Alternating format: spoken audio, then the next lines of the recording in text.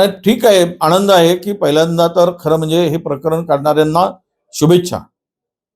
आणि हे प्रकरण सातत्यानं पुणे शहरातील मोठमोठ्या स्कॅम जमिनीच्या होत आहेत. प्रचंड जमीन लुटली जात आहे. मी सांगितलं की 1,00,000 कोटीपेक्षा जास्त जमिनीचं स्कॅम त्या शहरामध्ये आहे.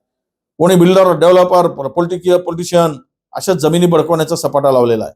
आज हा करार रद्द केला. या करारामध्ये समावेश असलेल्या लोकांवर गुन्हे दाखल झाले.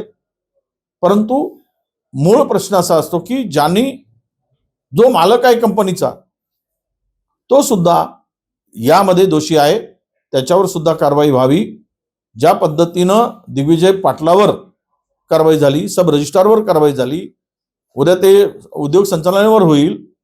आणि महसूल विभागाने 24 तासामध्ये ज्या वेळेस हा प्रस्ताव गेल्यानंतर त्याला स्टॅम्प ड्युटीमधून सूट दिली, ते सुद्धा दोषी आहे.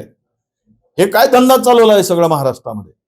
आणि दुसरा तर आता नवीन पुन्हा एक प्रकरण आलंय. मी परवा 2 प्रकरण सांगितले.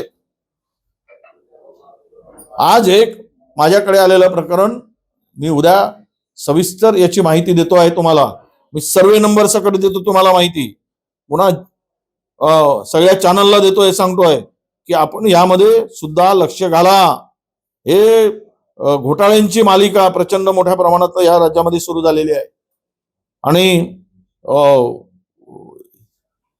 मंत्री सरनाईकने स्वतःच्या एज्युकेशन संस्थेला मीरा भाईंदर मधील प्राईम लँड 4 एकर ज्याची किंमत 200 कोटी रुपये आहे, मार्केट व्हॅल्यू 3 कोटी रुपयामध्ये घेतली. मंत्र्यांना स्वतःच्या संस्थेच्या नावाने अशी जागा चॅरिटेबल संस्थेच्या नावाने घेता येतं का? आणि हे जर होऊ शकतं तर महाराष्ट्र लुटून खा, आम्ही डोळे बंद करून बसतो. लुटा, आओ लुटो, महाराष्ट्र बेचो, अशीच म्हणायची पाळी आता या सरकारच्याकडून अपेक्षित आहे. त्याचं सर्वे नंबर पासून सगळी माहिती माझ्याकडे आहे.